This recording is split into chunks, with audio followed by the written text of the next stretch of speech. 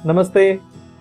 आज का जो वीडियो है ये खासकर मैंने उन लोगों के लिए बनाया है जिन्होंने मुझे सवाल पूछे थे फेसबुक के ज़रिए और टेलीग्राम ग्रुप के ज़रिए कि हम जब भी साधना कर रहे हैं, हम जब भी मेडिटेशन कर रहे हैं तो हमें हीट होती है, एसी चालू होता है, फैन चालू होता है, उसके बावजूद भी हमें कभी कभार पसीना आता है। क्या ये नेचुरल है या कुछ एबनॉर्मल है? क्यों होता है ऐसा? ये सारे सवाल है और उसके लिए क्या हल होना चाहिए वो भी उन्होंने सवाल पूछे हैं। तो उसके जवाब के लिए मैं ये वीडियो बना रहा हूं। इस वीडियो को अंत तक देखिएगा ताकि आपको लाभ होगा, फायदा होगा और ये आप दूसरों को भी बता सकते हैं। उसके अलावा यदि आप हमारे चैनल के लिए नए हैं तो जरूर नीचे जो सब्सक्राइब बटन है वो सब्सक्राइब बटन दबा दीजिएगा ताकि आने वाले जो सारे वीडियो है आपको मिलते रहेंगे। और साथ में बेल आइकॉन को भी प्रेस करिएगा ताकि हर आने वाले वीडियो का अलर्ट आपको मिलता रहे। तो चलिए देखते हैं कि ये क्या है और ये ऐसा क्यों होता है। जब भी आप मेडिटेशन के लिए बैठते हैं और पर्टिकुलर मेडिटेशन जब भी हम करते हैं, जैसे कि कुछ चक्र साधना करते हैं या पर्टिकुलर त्राटक करते हैं या कभी कभार आप समाधि मेडिटेशन करते हैं, तो ऐसे मेडिटेशन के दरमियान आपके शरीर में बहुत सारी जो निगेटिव ऊर्जा होती है वो बाहर निकलनी शुरू हो जाती है और आपके अंदर, जिसको हम कहते हैं कि अलग अलग कोश होते हैं, जिसको हम पंचकोश कहते हैं, 5 बॉडीज कहते हैं। तो first body is physical body, जो आपका अन्नमय शरीर, जो शरीर खाने से बनता हुआ है। दूसरा बॉडी है दैट इज प्राणमय कोश, जो हमारे एनर्जी सोर्स से बना हुआ, जिसको हम कहते हैं एनर्जी बॉडी। तीसरा होता है दैट इज मनोमय कोश और चौथा होता है विज्ञानमय कोश, जिसको हम कहते हैं इंटेलेक्ट बॉडी। सो ये जो चारों बॉडीज है ये जब भी शुद्ध होते होते आगे बढ़ती है तो पांचवा बॉडी भी शुद्ध होता है, दैट इज कॉल्ड आनंदमय कोश। अभी आप बोलेंगे कि इसका संदर्भ क्या है? जब भी हम कोई भी प्रकार की साधना इस तरह से करते हैं तो हमारे शरीर में जो सारी निगेटिविटी इन चारों बॉडीज के तहत जमा होके कहीं ना कहीं ब्लॉकेज बनके या क्लॉट्स बनके बैठी हुई है, वो सारे डीप रूटेड ये ब्लॉक्स रिलीज होने शुरू हो जाते हैं। जब भी ये ब्लॉक्स पैदा होकर रहते हैं ये केमिकल फॉर्मेशन में होते हैं और जब ये रिलीज होते हैं तो भी ये केमिकल फॉर्मेशन में रिलीज होते हैं। और ये रिलीज होते समय आपके जो भी फिजिकल बॉडी में या आपके एनर्जी बॉडी में, आपके मेंटल बॉडी में, जो भी आपके माइंड में आने वाले विचारों के तहत कुछ निगेटिविटी छाके आपके अंदर ये ऐसे ब्लॉकेजेस पैदा हुए होंगे तो वो सारे विचारों के माध्यम से निकलते हैं। साथ में इंटेलेक्ट जिसको कहते हैं, जो हमारा अंडरस्टैंडिंग होता है, उस अंडरस्टैंडिंग के लेवल पे जब भी हमारे कॉन्फ्लिक्ट्स आने शुरू होते हैं, द्वंद्व में की परिस्थिति पैदा होती है, ऐसे में वो भी जो केमिकल ब्लॉकेजेस बन के रह जाते हैं वो सारे ऐसी साधना में, मेडिटेशन में रिलीज होने शुरू हो जाते हैं। जबकि ये मेडिटेशन में ऐसी सारी चीजें रिलीज होनी शुरू होती है तो देखा ऐसा गया है कि आप जब भी डीप लेवल के मेडिटेशन में होते हैं तो आप बहुत गहराई की नींद की अवस्था के जैसा अनुभव करते हैं। असल में ये नींद नहीं होती है लेकिन वैसे ही आपको अनुभूति होती है, जिसको मापने के लिए या नापने के लिए कहा जा सकता है कि जब भी आप पर्टिकुलरली मेडिटेशन करते हुए अवस्था में रहते हैं तो आपको कई सारी बार की नींद लेने के जितना आपको रिलैक्सेशन मिलता है, आराम मिलता है। जबकि हम नींद जब भी लेते हैं तो नींद कुछ हद तक ही हमारे मन को शांत कर पाता है, लेकिन जब भी हम मेडिटेशन में रहते हैं तो ये चारों परतों पे जब भी हमें रिलैक्सेशन मिलता है तो ये सारे डीप रूटेड टेंशंस, सारे टॉक्सिन्स, सारी निगेटिविटी, सारे ब्लॉकेजेस रिलीज जब भी होने शुरू होते हैं तो हमारी बॉडी कुछ गर्माहट फील करती है। या जब भी हम साधना करते हैं और हम किसी ऊर्जा को हमारे शरीर में आवाहन करते हैं तो उस ऊर्जा को हम जब भी शरीर में आवाहन करते हैं तो उसके जरिए जो पॉजिटिव एनर्जी हमारे शरीर में आ रही है और जो निगेटिविटी को हम बाहर थ्रो कर रहे हैं उसमें काफी कबार आपको ये गर्माहट फील हो सकती है। उसके लिए कोई भी बड़ी बात नहीं है, लेकिन ये ऐसा जब भी हो रहा होगा तो उसके लिए आपको क्या करना होगा वो भी हम देखेंगे। जब भी आप मेडिटेशन के लिए या ऐसे साधना के लिए बैठते हैं तो आप बैठने से पहले हल्के कपड़े पहन के बैठे। साथ में आप जब भी बैठने वाले हैं उससे पहले आप आधा गिलास पानी पी के बैठ सकते हैं। इससे आपको शरीर को ठंडक बनी रहेगी। शरीर में जो एनर्जी फ्लो हो रहा होगा वो फ्लो होने के लिए जब भी आप बहुत प्यासे भी रहेंगे तो भी शायद ये सारी कश्मकश होने का चांस हो सकता है, तो उसको सही फ्लो देने के लिए और उसमें अवरोध की कमी करने के लिए आप पानी पी के बैठ सकते हैं। होता ऐसा है कि जब भी ऐसी साधना करने के बाद जब भी आप वॉशरूम के लिए जाते हैं, जब भी आप यूरिनल के लिए जाते हैं तो वो जो सारे टॉक्सिन्स जमा हुए हैं तो फिल्ट्रेशन होके ये यूरिन के द्वारा पास भी हो जाते हैं। ऐसे कई सारे साधकों के अनुभव है, मैंने भी ये अनुभव कई सारे बार किए हुए हैं। आप भी कुछ लोग इससे सहमत हो सकते हैं। इसमें अलग अलग प्रकार की मान्यता है, अलग अलग तरीके से लोगों की सोच होती है। तो जो भी मैं 25 सालों से ये सारी चीजें करते हुए महसूस आया हूं, लोगों को मैंने जब भी बताया है तभी उनसे भी जो हमने ये सारे अनुभव देखे हैं उसके जरिए मैं उसके बिना पे आपको ये बता रहा हूं।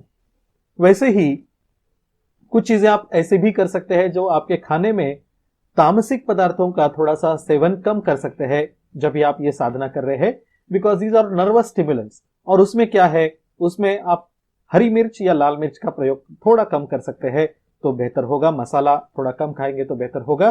साथ में ऊर्जा को बनाए रखने के लिए और पॉजिटिविटी अपने अंदर आने के लिए आप प्याज और लहसुन को यदि कम करते हैं, that will be always better. So आपके खाने में यदि डाला हुआ प्याज होगा या कच्चा आप प्याज खाते होंगे या लहसुन खाते होंगे, तो उसको यदि आप थोड़ी दिनों के लिए बंद करके रखेंगे तो शायद आपको फर्क डेफिनेटली महसूस होगा। साथ में कुछ फल ऐसे हैं जो बहुत सारा पानी जिसमें होता है, वैसे फल आप सेवन कर सकते हैं, जिसमें कि आप वाटरमेलन ले सकते हैं, क्यूकम्बर ज्यादा खा सकते हैं जिससे आपके शरीर को ठंडक मिलेगी। और बेहतर तरीका है वो है बटर मिल्क या छाछ। छाछ गाढ़ी वाली नहीं, छाछ पतली वाली होगी तो अच्छी है, तो वो भी आपके शरीर को ठंडक देती है। हो सके तो आप जब भी ऐसा कभी फील करते हैं तो उसके बाद आप नहा लीजिएगा और नहाने के समय आप आपके नहाने के पानी में एक मुट्ठी जितना रॉक सॉल्ट या जो सी सॉल्ट कहते हैं वो इस्तेमाल करके आप नहा सकते हैं, जिससे आपकी ऑरा क्लींजिंग होती है। ऑरा क्लींजिंग जो है ये आपकी सेटल बॉडी जो है उसको क्लीन करने की वजह से आपके अंदर की जो निगेटिविटी है उसको वॉश आउट करने के लिए आसानी हो जाती है। जब भी आपके शरीर में ऐसी गर्माहट पैदा होती है तो उसके लिए कुछ उपाय ये भी है कि आप ठंडे पानी से नहा के देखिएगा, आपको आराम महसूस होगा। आप जब भी मेडिटेशन करने के लिए बैठने वाले हैं तो आप ठंडे पानी से नहा के जब आप बैठेंगे तो भी आपको असर अच्छा हो सकता है।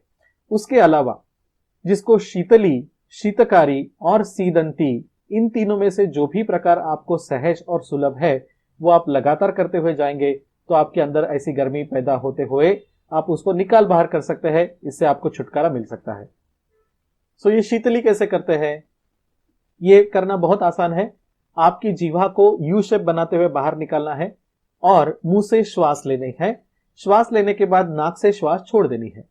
इसमें कोई भी प्रकार का अवरोध नहीं होता है, सिर्फ श्वास को अंदर लेना है, लेकिन वो मुंह के जरिए लेना है और श्वास नाक के जरिए छोड़ना है।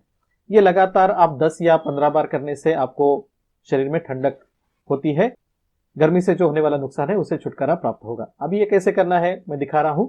आपकी जीवा को इस तरह से यू शेप बनाते हुए उससे श्वास अंदर लेना है और श्वास अंदर होने के बाद मुंह बंद कर लेना है और नाक से श्वास आपने छोड़नी है। देखेंगे ये कैसे करते हैं।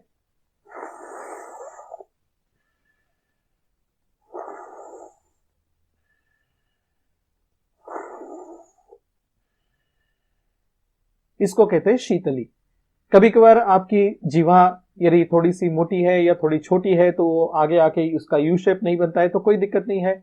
उसके लिए दूसरा प्रकार है, जीवा को ऐसा उल्टा मोड़ के आपके दांतों के पीछे लगा देना, जैसे कि इस तरह से।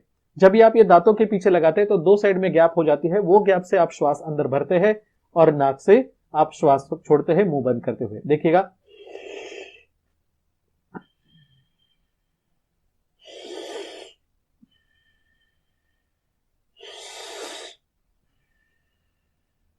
ये प्रकार का नाम है शीतकारी।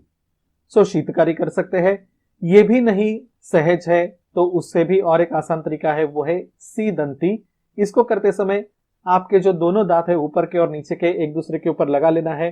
दांतों के बीच में जो गैप होती है वहां से श्वास अंदर खींचना है। श्वास खींचने के बाद आपके होठों को बंद कर लेना है और नाक से श्वास छोड़नी है।